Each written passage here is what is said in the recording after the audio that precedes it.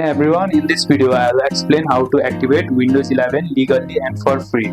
First of all, check the activation status. Press Windows plus I on your laptop or desktop. Then go to the system. You'll find the option called system. Then go to the activation. After you have found the activation, click on that. Then another step is to use your digital license.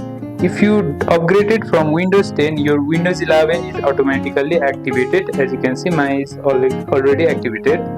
Now with a digital license link to your Microsoft account, make sure you are signed in with the same Microsoft account you used to activate Windows 10. Now step 3 is to enter product key if needed. If Windows 11 isn't activated, click change product key in activation settings.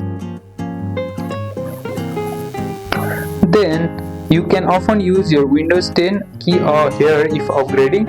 Now step 4 is to troubleshoot activation. If you have a digital license but is not activating, click troubleshoot in activation setting.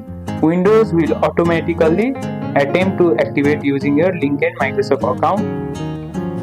And that's it. If you like this video, make sure to like and subscribe, and I'll see you in the next one.